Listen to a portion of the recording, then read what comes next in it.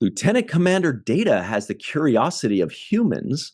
When Counselor Troy is unhappy, she usually eats some chocolate. And Q can't disappear any more than Worf can win a beauty contest. Hello, everybody, and welcome to The Seventh Rule with Cirroc Lofton. Hello, hello.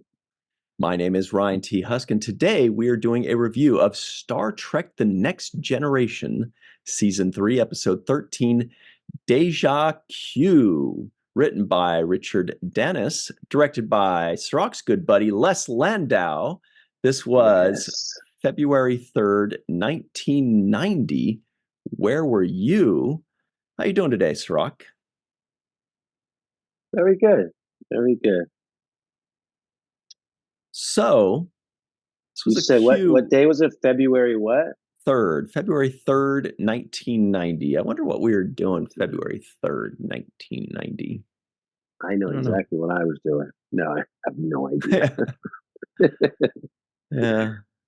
Putting away our pink windbreakers, you know. Yeah. So this was a Q episode.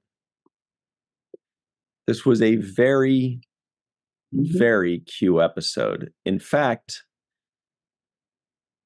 2/3 or 75% of the stuff that I've got written down is Q lines.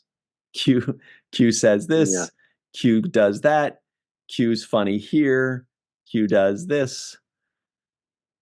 But here's and there are a lot of very memorable and memeable moments. There are some, like when he appears naked, laying down. That's a memeable moment. The mariachi band is quite the memeable moment. That is also all over the place. So there are a few of these things. The Picard face palm. There are a lot of these iconic images that I forgot were in this episode. And then when I see them, I'm like, oh, this is, you'll see a lot of things, Star Trek memes, Star Trek groups, Star Trek jokes that incorporate a bunch of scenes from this episode. But here's the big question. What did you think about this episode? You've never seen it before. I've never seen it before, no. I'm conflicted about Q because Q is supposedly this all-powerful, supreme intelligent being, but he doesn't act intelligent. And that's the part that bothers me so much. It's like, how can he be so smart and so well traveled throughout the universe and then still act like petty and obnoxious? And it just seems beneath somebody who would have that much experience with all of these different alien races and have, all this power and ability.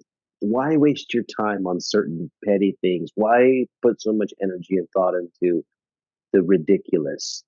And that's what bothers me about the Q character. Even from the beginning, started out kind of like this. What I did like about Q was the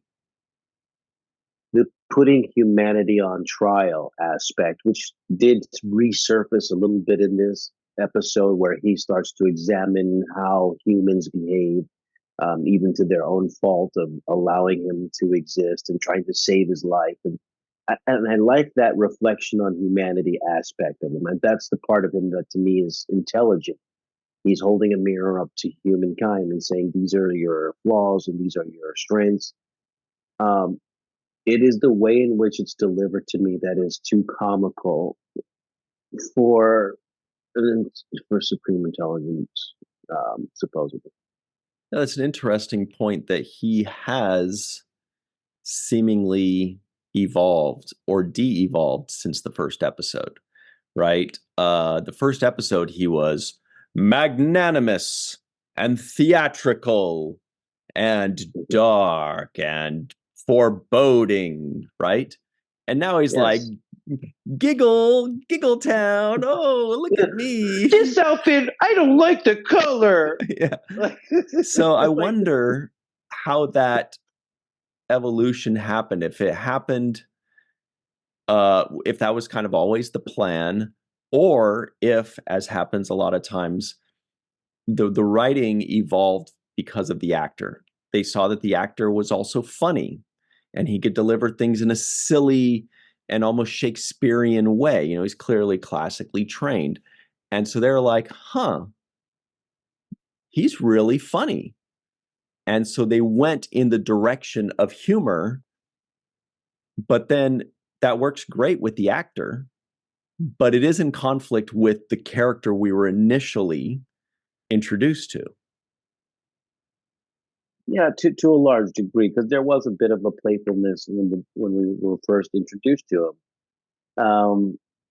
And I guess when I first saw it, it was like, okay, let me question this, and I gave it more leniency because I wasn't sure what was going on. But now that I know that you are, this supremely intelligent, I think he said brags about a 2005 IQ points or something like Yeah. that. Okay, if you're that smart and you can figure out everything and you have the power of this omnipotence about you where you can remove gravity and time and space bend at your will, then some of the things that they write for his character do not align with that level of understanding of the universe and how it works. Um, you know, the little jabs, the comical jabs, some of them I enjoy. I kind of like the one where he hits Worf with "Eat any books lately." That's one of my favorite. That's one of my favorite lines ever. Eat any good books lately? And Yeah, then Worf says something like, "Captain, permission to clean up the bridge" or something. I mean, or no, maybe yeah, that's a different one. But there's a lot. There were actually a lot of really good and funny moments that I was surprised were. You know, there was a lot of good ones. But yeah, it he's supremely intelligent and supremely unenlightened and unwise. You know what I mean? Like it's this yeah. weird dichotomy. It's this impish, omniscient Which being. even the Q in this episode, the other Q, is complaining about. Like, yo, Right. bro, you're you're acting immaturely. Right. You So know? that tells us that they're not all like that, that this is particular to this Yeah, specific cue. That's right. I hadn't thought of that. yeah. So it's like I don't. So they even point that out in their writing in this episode, which is ironic to say the least. Right? You're actually pointing out that he is doing unQ like things as as this kind of a being. So um, that's what bothers me because I equate supreme intelligence with a balanced, measured approach that is, um, you know, um, thought of and conceived from so many different angles of understanding that there would be this peace, this harmony, this zen about Right. him, like a this Buddhist type of zen. But it's quite the opposite. He's very all over the place and switching here and hot 1 second, cold. Let me get 10 chocolate sundaes. I'm not hungry anymore. It's like it's just all over the place. Yeah, when I saw that chocolate sundae scene, um, because I wasn't 100% sure what was going to happen or what was going on, I guessed, I was like, "Oh, I wonder if he's gonna, like, try eating them all," and then, like, cut to him being like, "Now my stomach hurts again, but I'm not hungry. What is it?" Well, you had too many chocolate That's what I sundaes, you thought little too. Actually, I was rascal. expecting that scene. I was expecting to see the chocolate sundae eating scene, which I Yeah. was a little bit disappointed that he canceled on because I was gearing myself up for the exact same thing you said, which is your stomach hurts again, but now for something different. But they didn't give it to us. Um, yeah, that's my take on Q. So not to dash the performance because obviously John Delancey is giving us a performance based on what the script says and how it's supposed to be done. Whatever's written on the page. I'm sure he can play it any way that you ask Mhm. him to play it. This is just an example of his range being able to cover like you say, the dramatic Shakespeare, and also the kind of comical, you know, big kid stuff. Like when he started off, like I don't like these colors. I thought to myself, like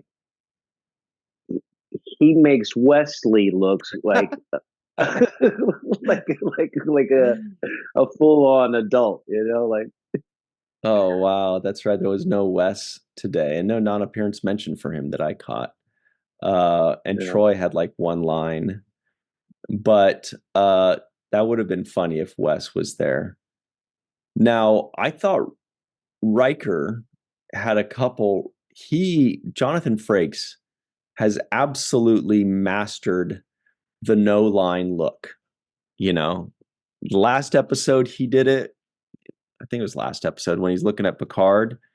You know, he's like, and then he said, and then Picard said something like, "I don't want," or maybe Riker said, "I don't want to be the guy there when she beams up." And yeah, today, in today's episode, when Picard's like, "Beam the shuttlecraft back into the shuttle bay," and Riker's looking at him like, "Are you sure you want to?"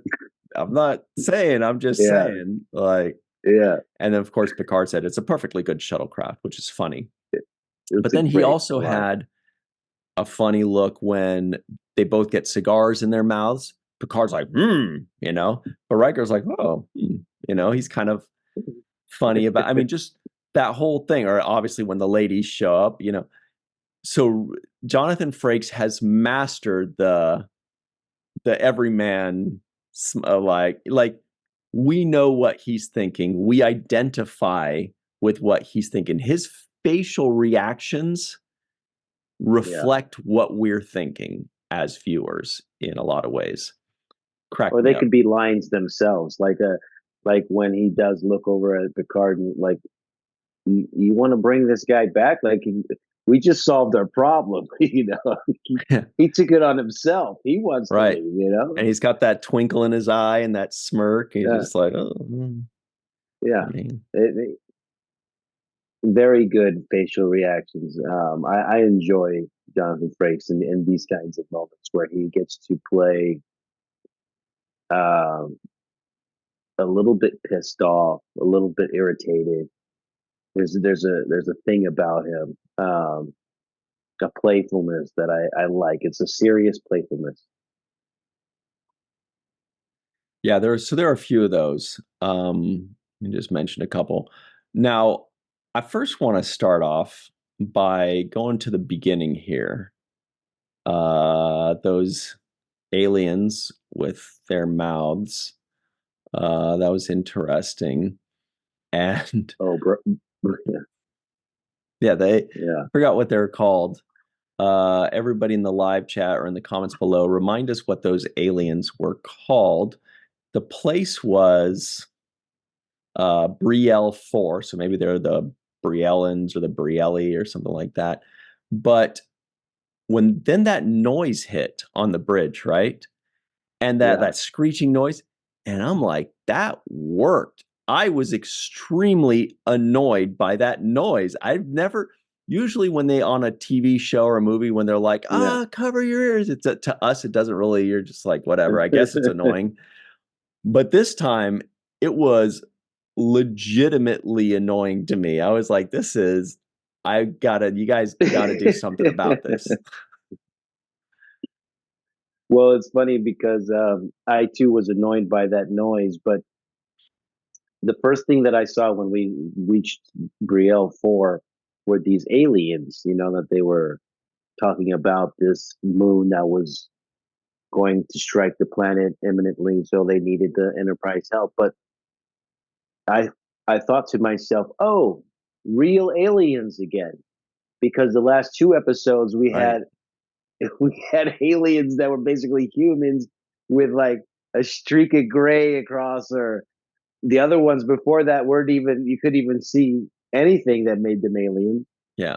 Uh, so this time we actually went back to aliens with makeup on, as opposed to just those guys are aliens, but they look exactly like us. That's a good point. Um, I'd forgotten about that. Yeah, the previous two episodes were humans through and through. human. It wasn't even like a human with like a silly thing on their forehead. It was just like, all right, we've been overusing our makeup budget. You guys take a Yeah. couple weeks off and we'll reconvene for episode 13 Exactly. and then go nuts. And then they just created this whole alien race Exactly. for what? For three monitor scenes, you know? Like that Yeah, was it. they did. So that was kind of fun. I was like, oh, they brought the real aliens this time.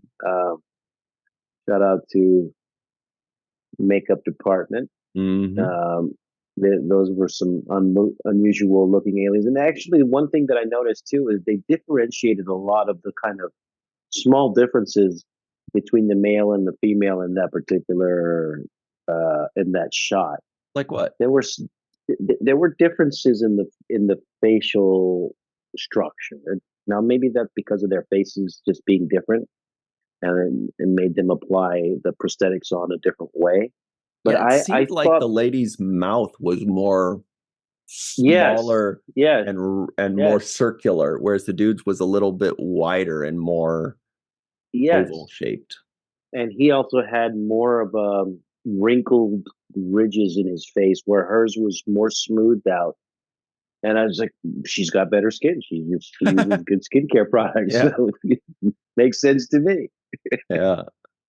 The what were they called again? I already forgot. The Uh, Brielle yeah, 4. But I don't remember if that's what the race was called. I'll look that up. they were Brielle. Briellians. So, But yeah, sorry, go ahead. Q, Oh, and Q showing up naked though. That I just I don't know. Oh, floating. Nick. Was he floating? Like he was floating in the air, or I didn't yeah, he understand where he was. was. So Oh yeah, yeah, how can he do that if he doesn't have his yeah, powers? I don't know. yeah. Yeah, exactly. Yeah, there was a yeah, I don't know. It was a little tough for me, but here's a dirty little secret on my part. I don't really understand the Q stuff.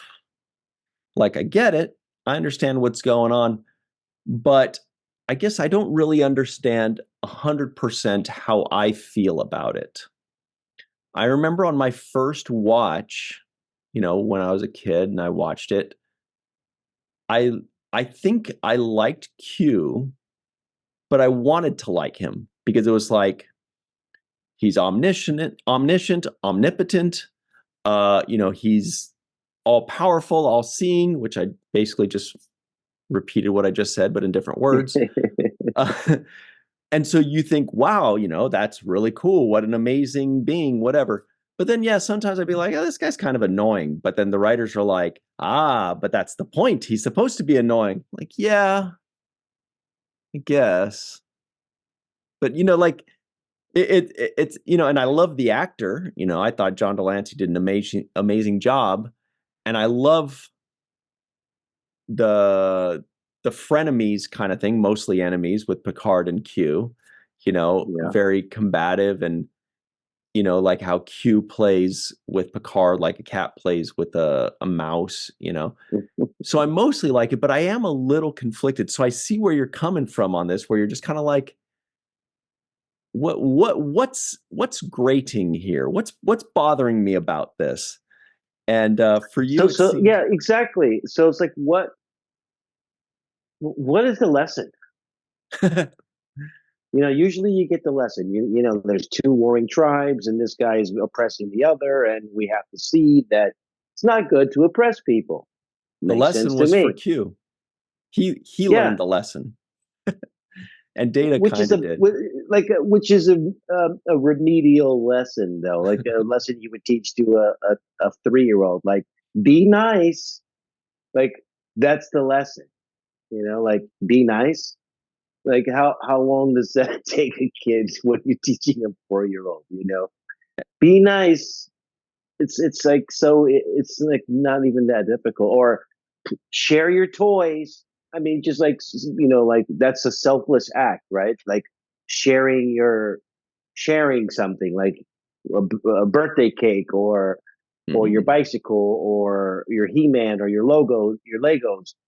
You share toys or something, and like try to be the kid that doesn't share, or like, no, you can't play with my toys, and see how far that how far that goes for you when you're like, you don't want to share anything or you don't want to play with others. So a selfless act is something that we learn at a very young age. But if you want to have a good time and you want to have fun with friends and you want to make friends, you do selfless act type of things, like let people play with your ball. You show up to the football field with a football, and you're like, no, I'm not throwing it to anybody. It's like, okay, good luck with that.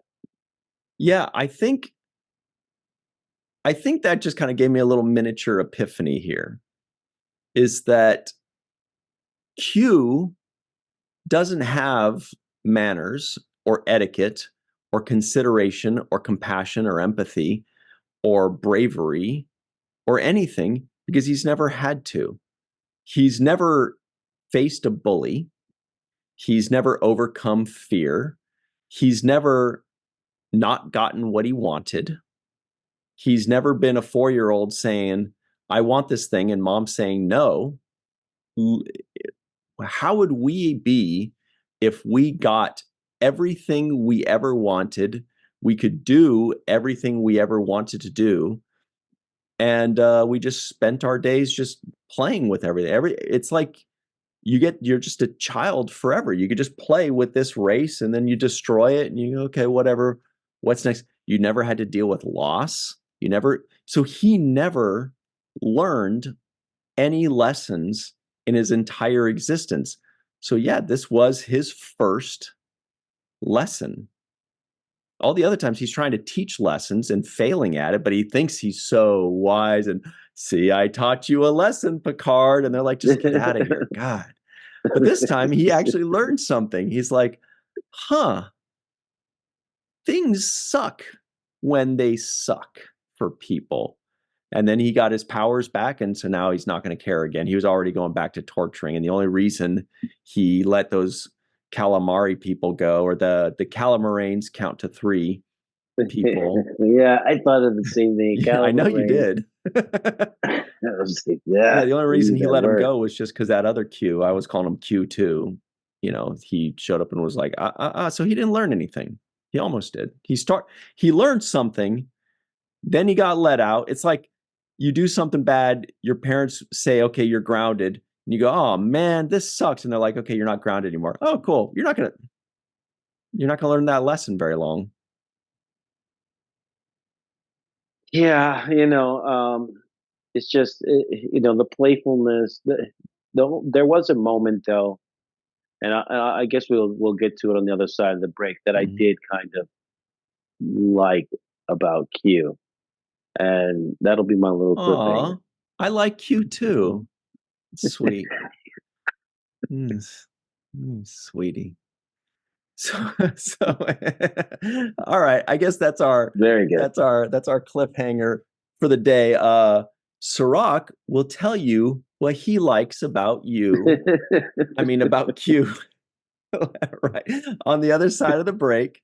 And we'll be right back in all seriousness on the 7th rule. Well, hello, everybody. Welcome back to the 7th rule with Sirach Lofton. What's funny?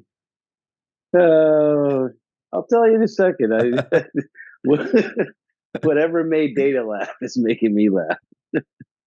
Okay, that's better than what we were talking about in the break, that's for sure. So here we go. Here are the trivioids of the week. They are hysterical.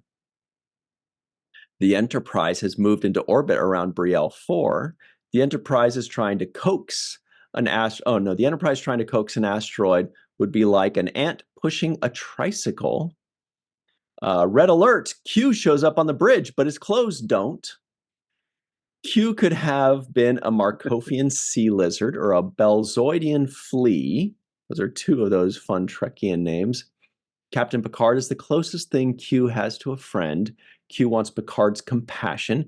Q can't disappear any more than Worf could win a beauty contest. The Enterprise is probed with Berthold radiation.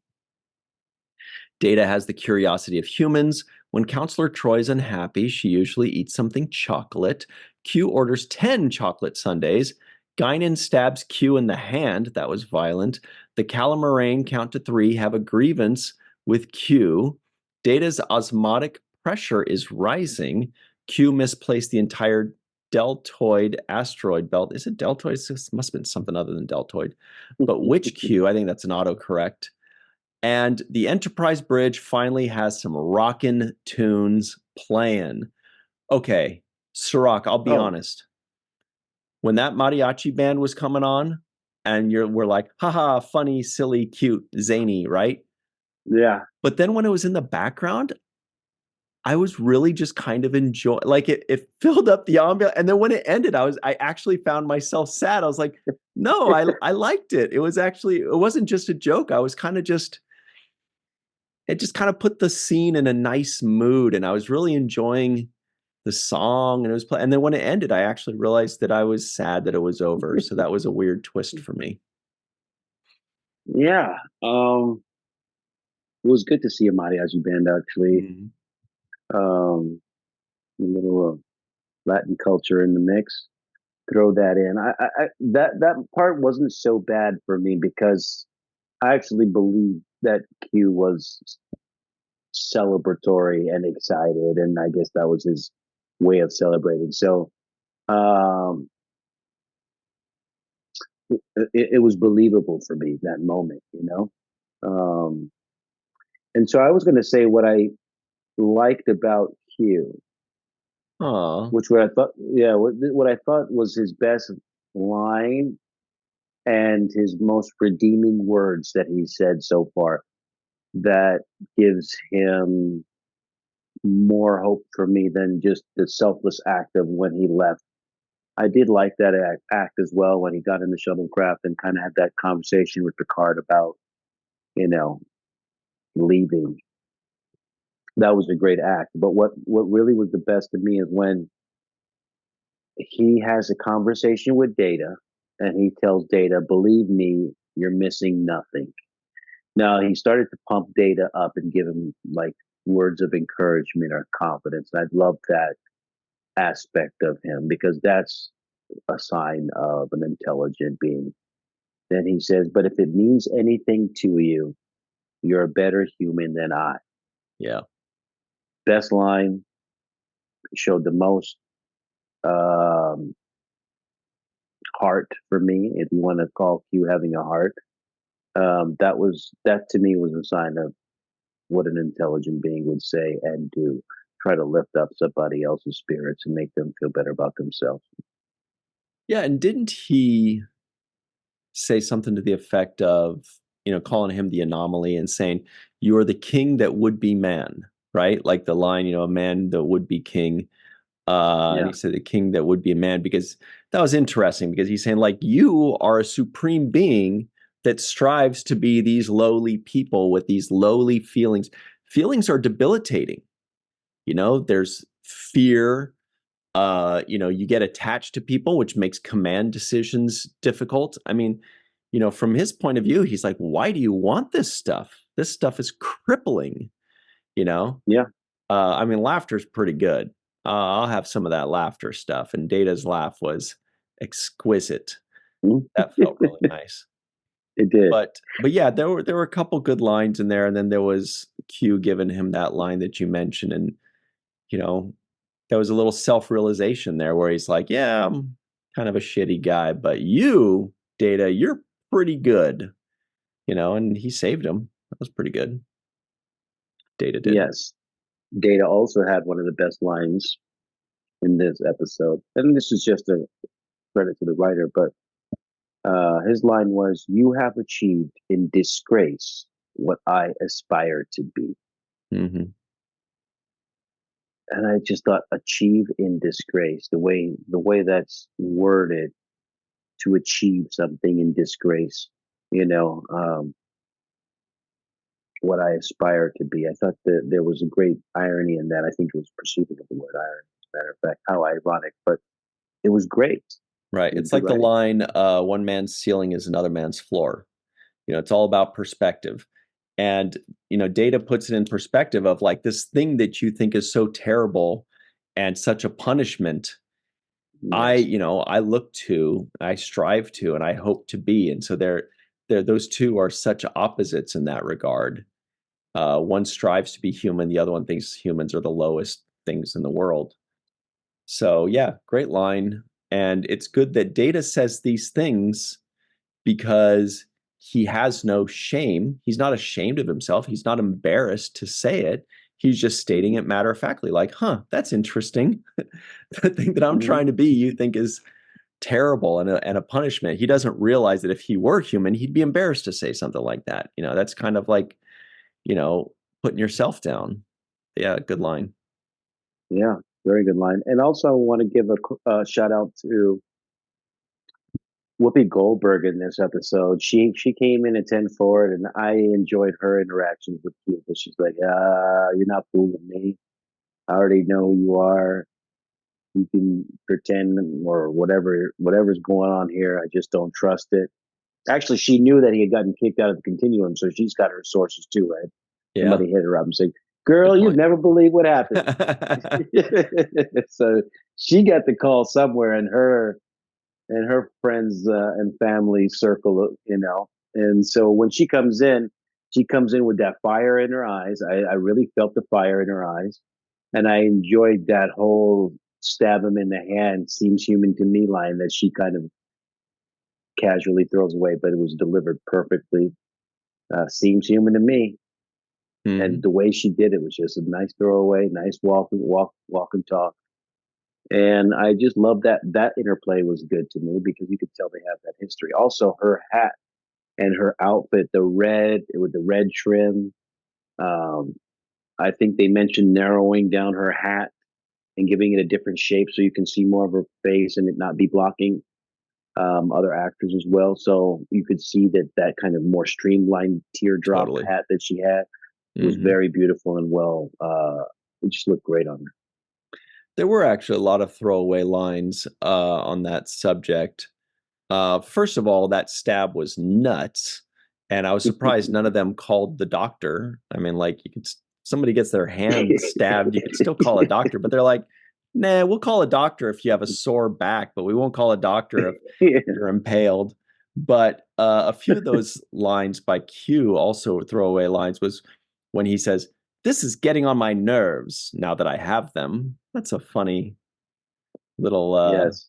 There were a lot of Yes. these things, but yeah, Yes. seeing Guinan was good. I don't know I like how when many he says, times. What is it that you say? Ow? Yes, ow, ow. That was a and good then one. and then next time when he's like, wait, and he goes like, "Ow, my stomach hurts," or like he's not sure. He's like, "Wait, is this another ow, or is this a discomfort? What's going on here?" Yeah, there to me, one. I want to be honest, not that honest, but this wasn't my favorite episode. Not a bad episode, but it's just kind of it's a bottle episode. It's very cool in that way. But what was good was the humor. There were a huge amount of funny lines, almost all given to Q. The owl, I think, that was great. Um, and when he's like, just change the gravitational constant of the universe, it's kind of, and then he Yeah. says when he goes into the turbo lift with Worf, he goes, "Hey, I'm claustrophobic. I don't like it in here." Like suddenly he's just, describing. He's like, "What if I have a pimple? What if I have bad breath? What if I have to bathe?" And he says, "Oh, don't give me the boy who cried Worf." You know, Yeah. there were so many. So what I thought was that this was an episode that the story isn't going to wow me, but the individual lines were gems. The Mhm. lines were like a 10. The story itself was, it's a filler episode. That's kind of the way Yeah. it's felt to me. Yeah, wasn't yeah, I was not watching this episode saying I'm going to walk away learning anything or having anything challenged mentally. This is one of those just, eye candy. Watch the episode. Watch the playfulness play out. Nobody I felt. It's almost like when Q shows up, I don't think that the crew is in serious jeopardy. It's almost the opposite. Mm, Take yeah. psychologically, I'm like, oh, he's gonna fix everything with some magic wand waving at the end. So there's never gonna be a moment where I feel like, is this the last moment that we're gonna see somebody, or somebody gonna really die, or something really gonna happen? I never feel that with the Q stuff. I usually think, oh, this is going to be another joke. Sit back and just have your popcorn and watch what's going on. I want to say though that Sir Patrick Stewart's performance was really good in this episode. What I liked the most about what he did was um, in those subtle moments. For example, when he asked them to bring Q back from the shuttle, and he looked over and he's like, "But it was a very good ship.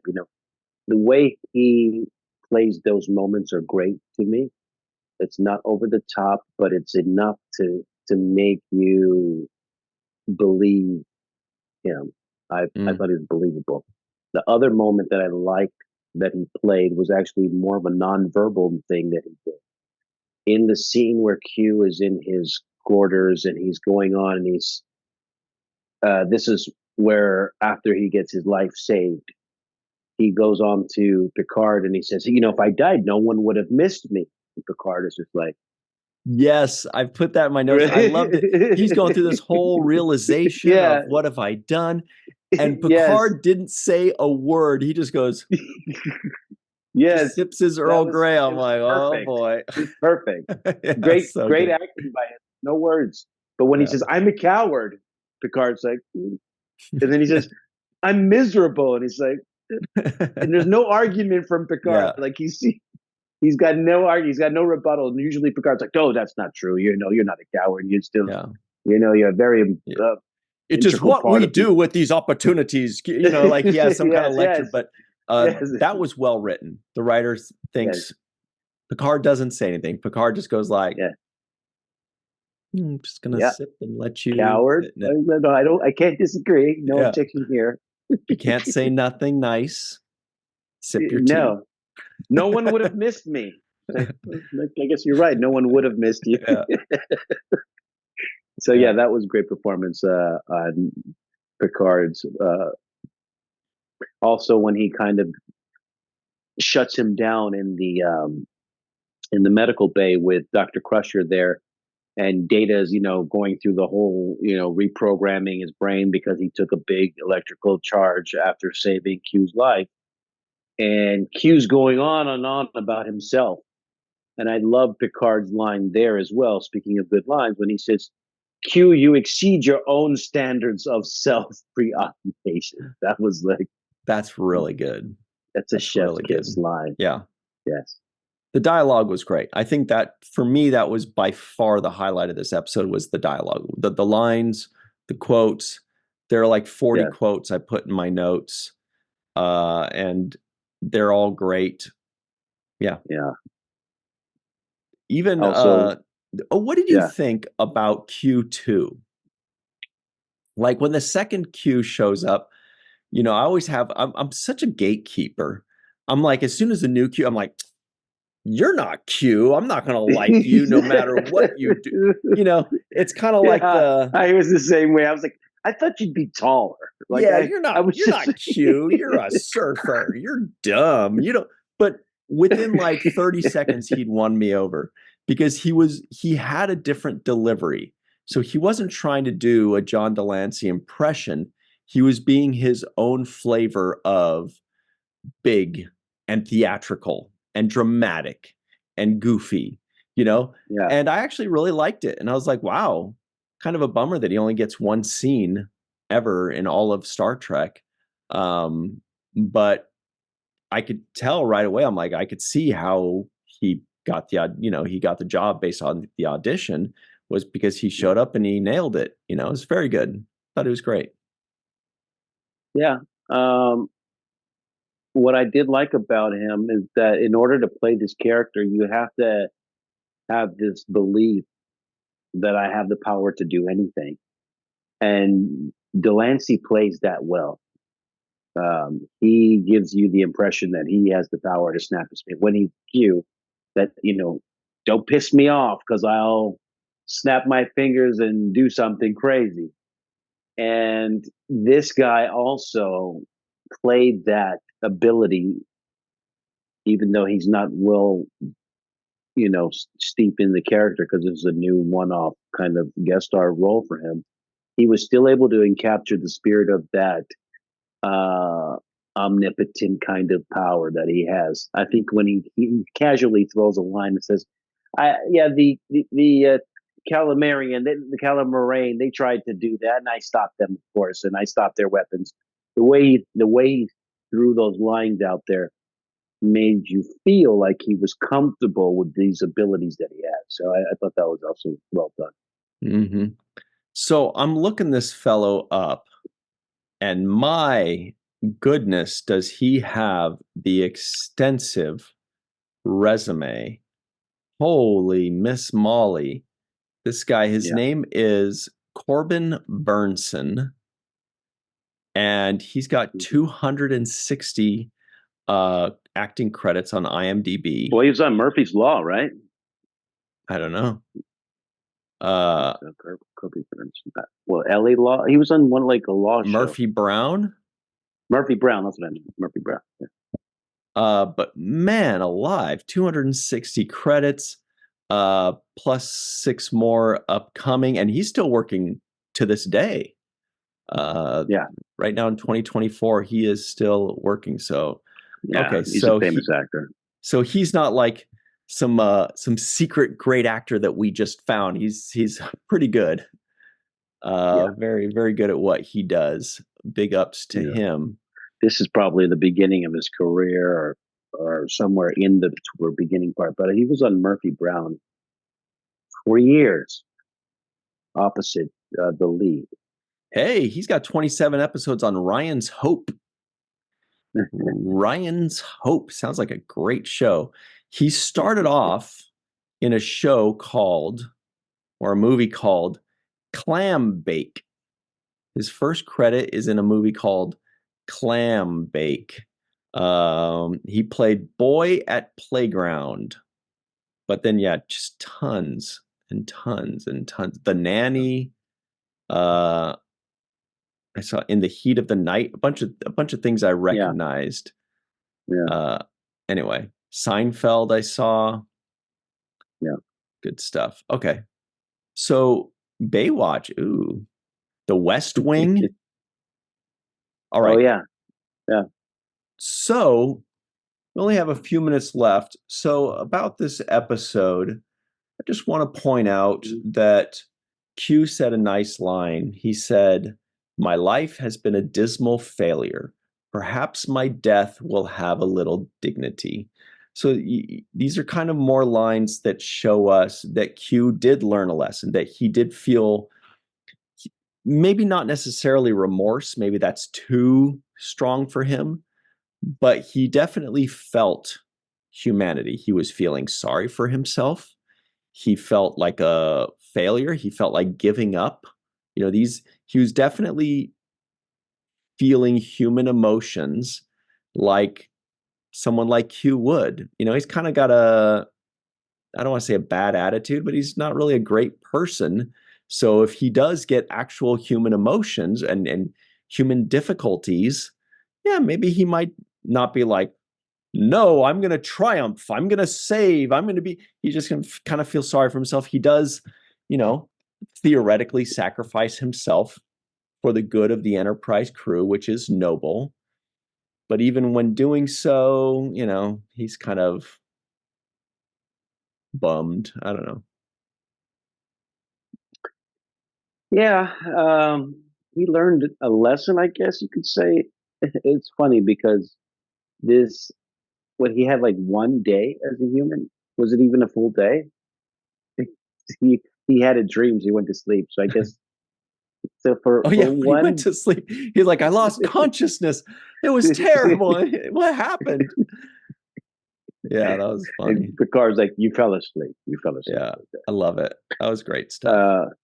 It was great stuff. but literally he was a human for one day, and he wanted to he wanted to get someone.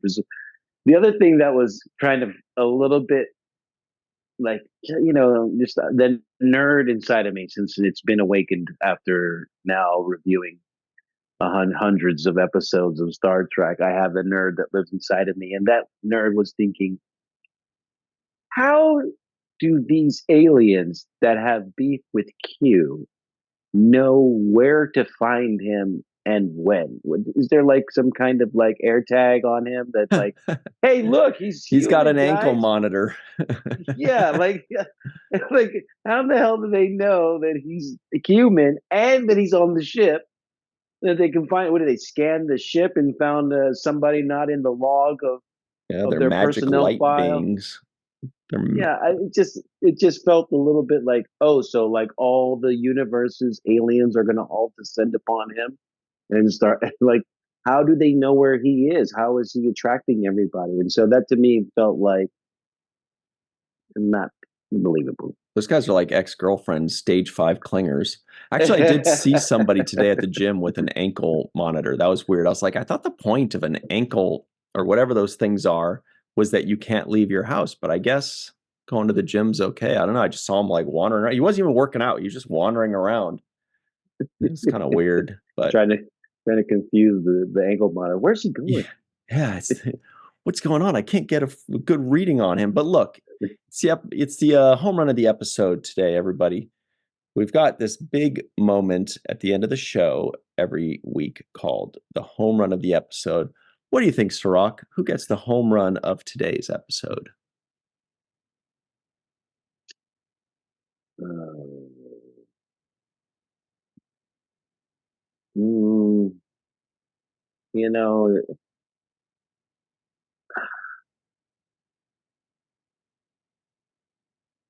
yeah. I mean, I guess I'll give it to John Delancey.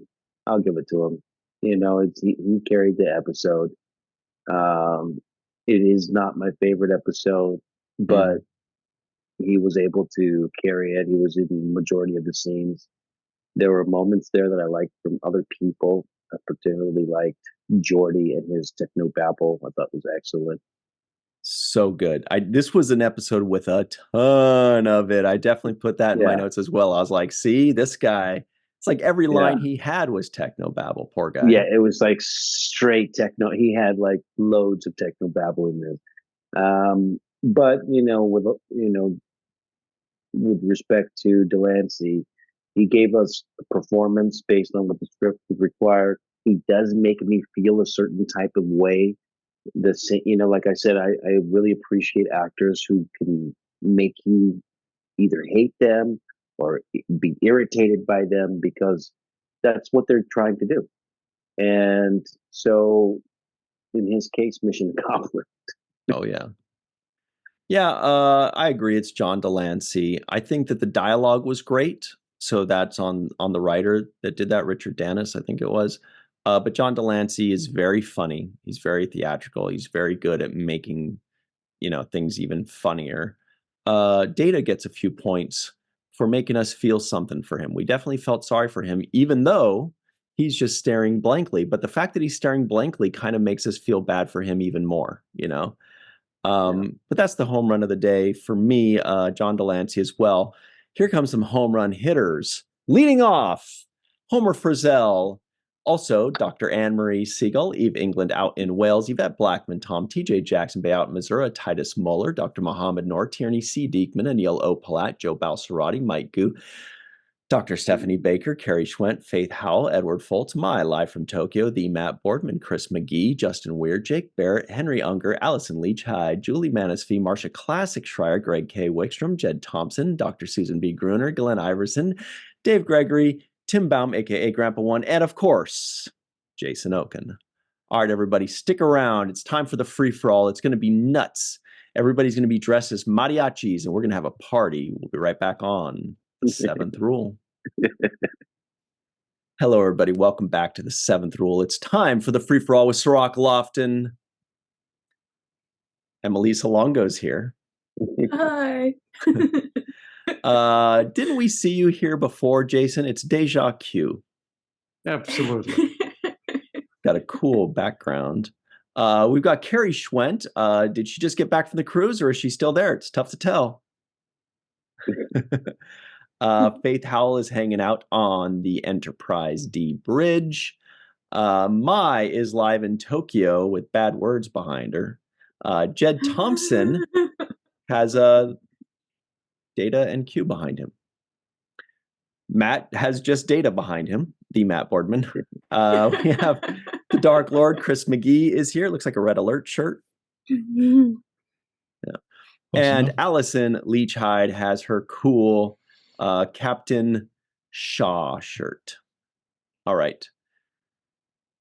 Jake Sisko guesses the IMDb score.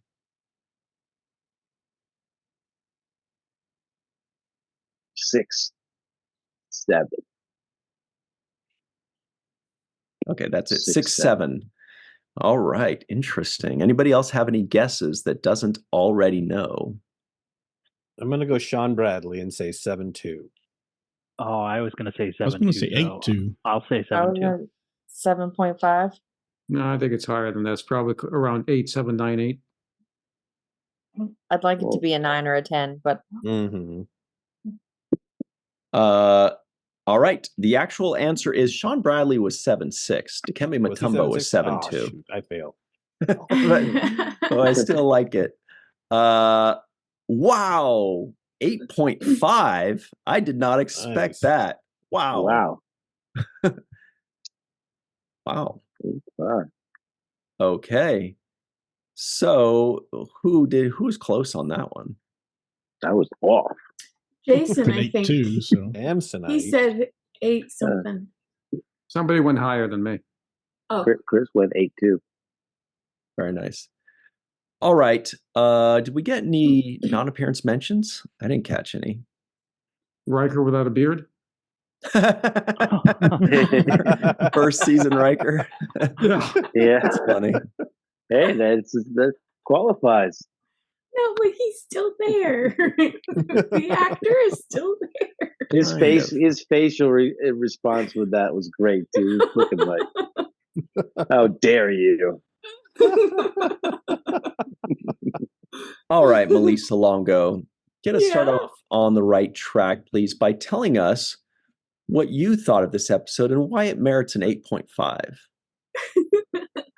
Well, in other people's opinion, it merits an 8.5. My opinion is a little bit lower. I was reading IMDb and the reviews, and 10, 10, 9, 10. And some people said this was their favorite episode in Star Trek, and that's wonderful for them. I am more of a mixed bag on this. Q isn't my favorite character. However, this is probably one of my favorite Q episodes. I really liked Q in this episode because his petulance, his normal petulance, which I usually find kind of annoying, stemmed from a different place, and he actually went somewhere and grew. And I really enjoyed his scenes with Data and how that relationship grew. The mixed bag came on the part of the crew, who I feel, Q has given them a really hard time in the past and treated them really badly, but they showed very little to no empathy at all for what he was going through. And it all felt kind of one note, except for Data, who was a little bit more open to him. So, and then Guinan, who is usually my favorite character, had one of my least favorite moments from her is when she stabbed Q in the hand with the fork. I was just like, dude, what's going on? That's totally out of character for her, in my opinion. So it's a mixed bag. It wasn't terrible, but it's definitely not a favorite either. Interesting. Very good stuff. Great points, Melissa Longo. Jason M. Oken is here. Jason, what did you think of your favorite Q episode? Well, what I think of my favorite Q episode. We haven't gotten to that one yet. But I've always found this one to be a lot of fun. Again, especially as a young person, maybe I'm not as high on it as I used to be. As I get older, it's certainly fun. I think it's the first time, and maybe really the only time that Next Gen went sort of full out comedy. I mean, they've had funny moments here and there, but this is a real attempt to do it, and I think it came off pretty well. I mean, all things considered. Again, if you don't take it too seriously, if you look at the run of the episodes and that sort of surround it, they're very, very serious, and sometimes with very serious themes. And this is kind of lighthearted, and it fits very nicely along the way. Again, if you don't think too hard about it, it does have certain themes in it, and it is fun to watch. I mean, John Delancey is just a joy to watch. I mean, his performances and and the fact that they've paired the characters of Q and Data, sort of Data playing the straight man, I think is probably the best pairing you can have, and it does give you sort of this sort of kind of view of humanity that you don't that you usually get in Star Trek with non-human characters. It's just a lot of fun. I mean, you can pick nits and whatever else, and I'll save that for later. But as I said, I've always enjoyed it. I think it's a fun episode. I think it was shot pretty well, and it runs pretty quickly. Again, not top shelf, but certainly an enjoyable hour, and is eminently watchable. Not top shelf, but still. I was kind of picturing what Jason would put as like a middle Scotch, for this episode. Stay tuned for that on Things Left Unsaid, everybody. Boy, oh boy, that's exciting. Carrie Schwent, aka Crafty Bear, is here. What's up, Carrie? How are you? And what'd you think of this one? I'm doing all right. Not doing the greatest, but I wouldn't miss this free for all. I love the hell out of this episode. It's got my second favorite Data moment ever. Number one being a certain little ditty in Star Trek the Generations movie, and if you've seen it, you know what I mean. Life forms. Yeah, tiny little life forms. And yeah, I very much enjoyed all of the scenes between Data and Q. He genuinely wanted to help Q. Seemed probably one of the only people on the ship that actually believed him.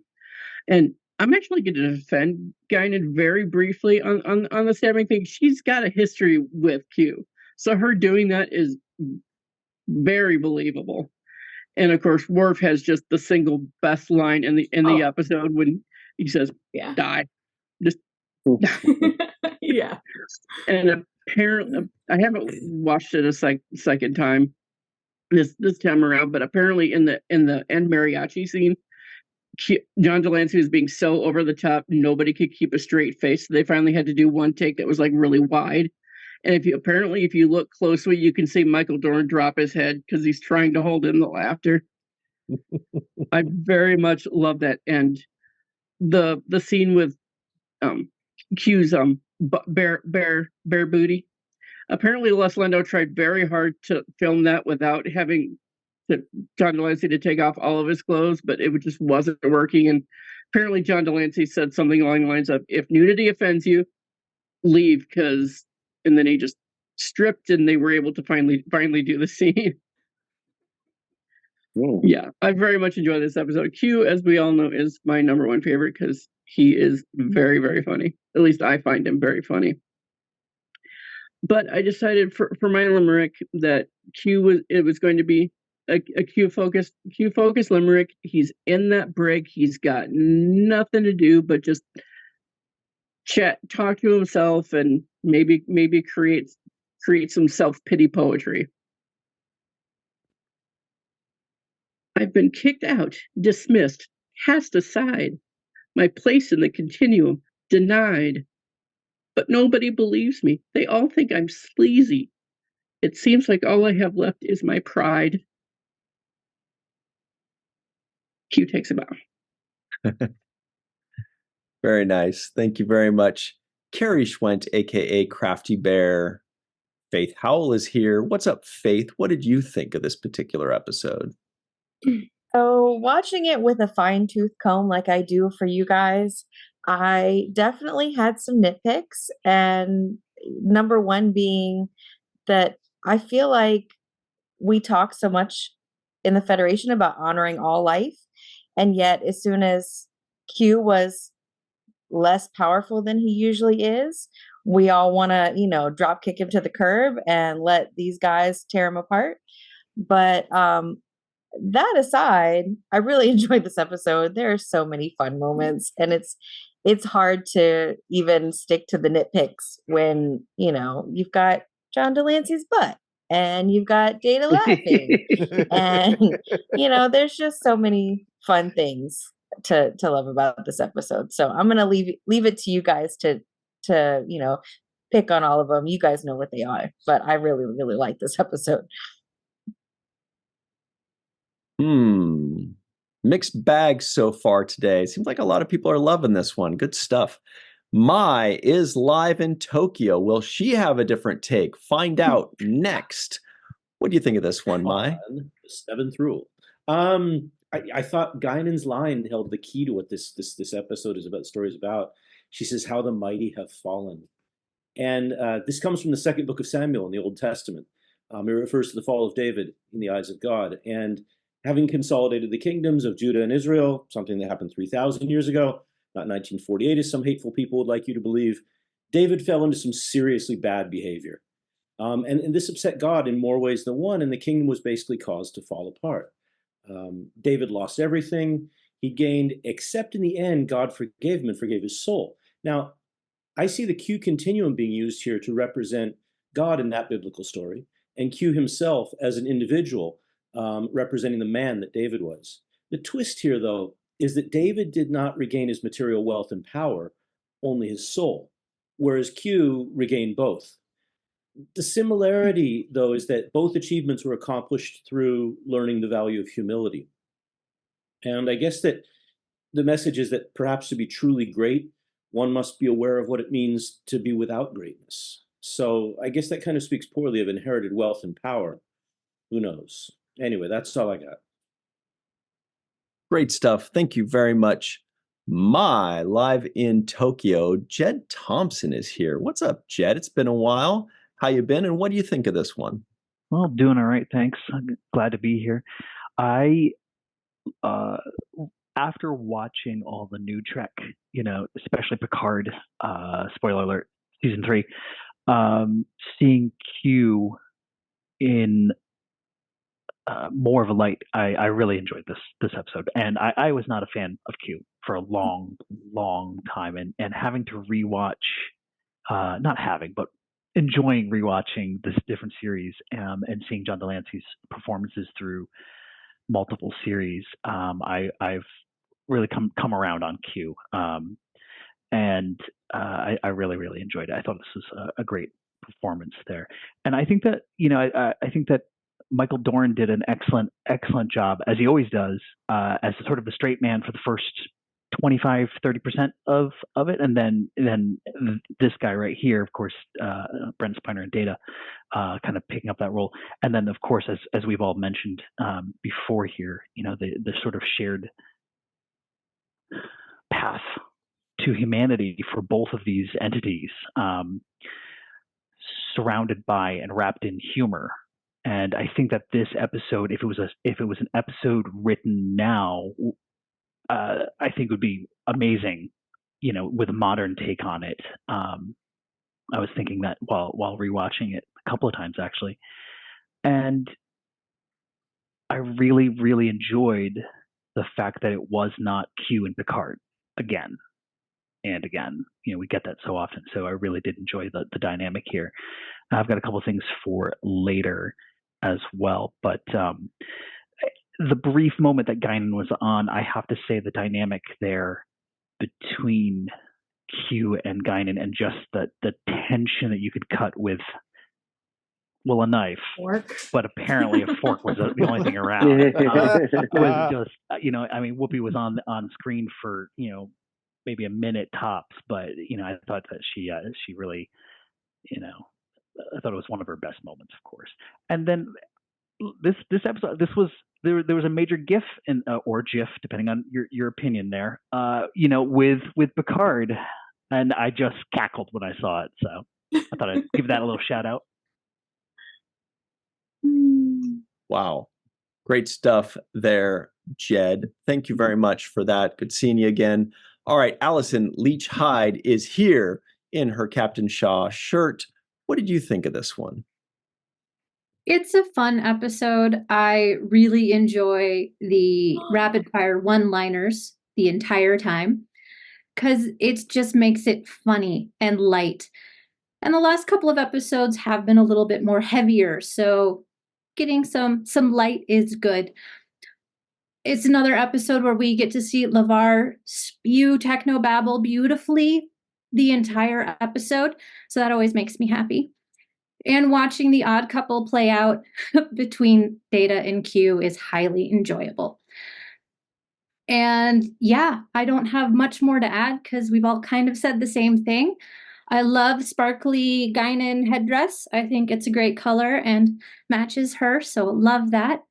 And was I the only one, whenever they would say Calamarain, would start singing the Calamarain song to themselves? Every time. Amazing. Can't get away from that song. I freaking love it. You got to count to My happy 3. place. Count to 4. I don't never remember. Yeah. So yeah, that's what I'll take from this. I never skip it. I always watch it because it's fun. Mhm. Can I Great cut in stuff. and mention your forks hanging off of your ears? That's amazing. They're arrows, but yeah, they kind of look like forks. They do look like Yeah. forks. All right, Amazing. thanks very much, Allison Leach Hyde. The Dark Lord Chris McGee is here. All right, everybody, no more laughing. It's time to get serious. What's up, Chris? What'd you think of this one? Well, as has already been said many times, after so many serious, deep, thoughtful episodes exploring war, terrorism, and morality of then current issues, and in many cases still current issues, sadly, it's refreshing to have an episode that is largely comic relief. It also throws Q in a lighter frame, of course, especially after last season's Q Who, where he introduces the Enterprise to the board, which was kind of dark. So I think this episode has the Q that we all know and love to hate. Well, most of us, anyway, love to hate. And at least for me, it's probably the most memorable version of Q. And as Jed said, this is the episode that launched 1,000 memes with the famous Picard facepalm. Well, one of them anyway. This won't be the last time he facepalms. This is also our first introduction of another member of the Q Continuum.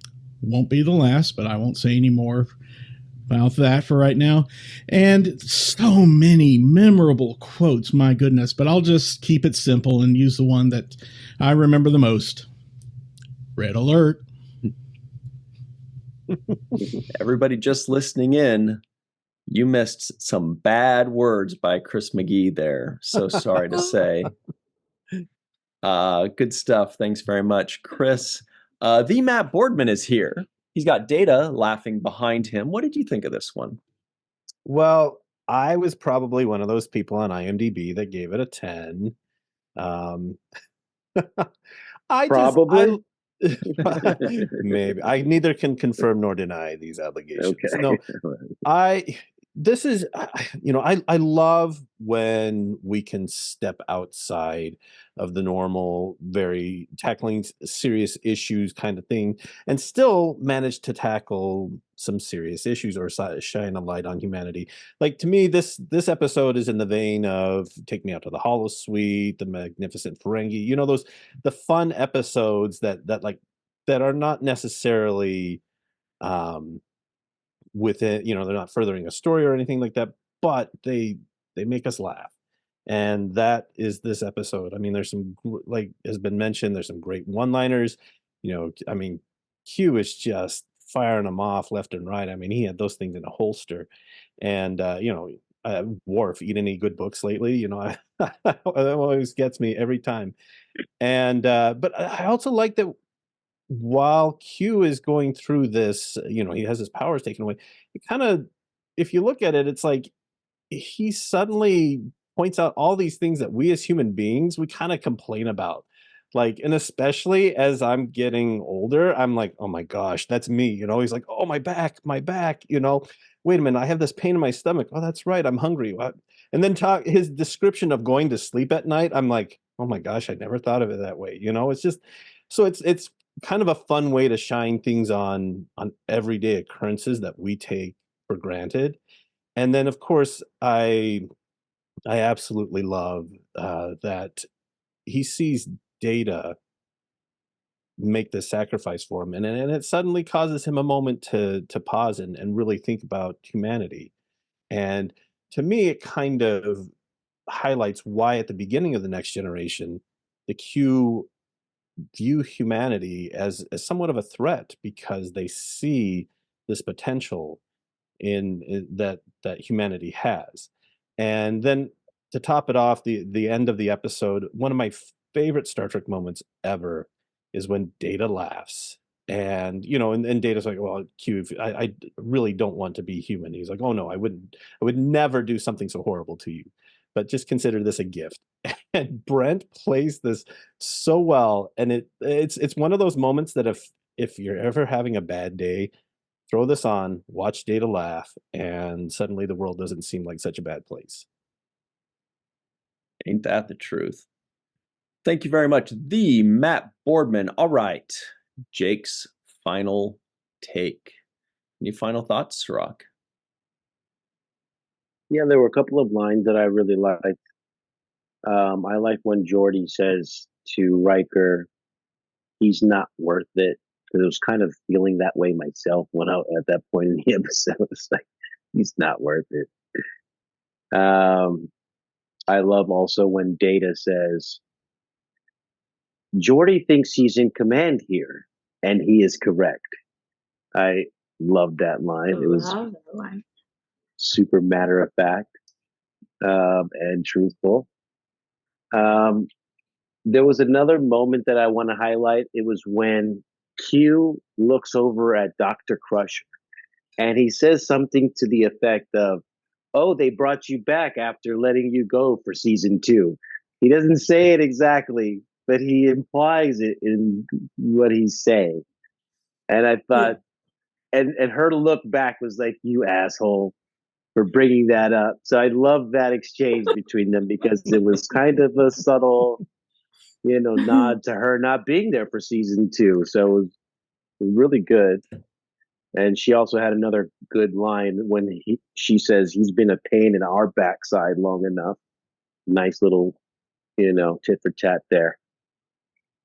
But my final take is that the title is not appropriately titled for me, because I did not feel the feeling of deja vu, except for the fact that Q is back. That's not really a deja vu thing. The title should have been Human Being. Yeah, makes sense for me. Top marks. That's bloop, bloop. great. Yeah, top marks. Yes, ladies and gentlemen. That's all I gotta say. Very good. Yes. Also, That's it. I thought of that too, that there's a Q in every title that he's in, and that kind of gives away what the episode's going to be about. It kind of, I'm like, that it works because it's funny and it's cute. But what if you don't know in the episode that it's Q until, say, you know, 20 minutes in? Well, wouldn't it be better to not have the title there, you know, so that you don't know? Kind of like that movie Devil's Advocate. I feel like that would have been an even better movie if it wasn't named The Devil's Advocate, because that kind of tells you the twist. Gave the game away. Anyway, great stuff, everybody. Thank you all very much for hanging out with us. What a fun time this was, huh? Make sure to like this video and subscribe to the channel. We'd really appreciate that. If you're listening in, give us a 5-star rating and a nice review. And thanks very much for hanging out with us. We will see you next time. Thank you, Carrie, Faith, Mai, Jed, Allison, Chris, Matt, Jason, and Melissa. For myself, Cirroc, Aaron Eisenberg, Melissa Longo, thank you all for hanging out. We'll see you next time on The Seventh Rule.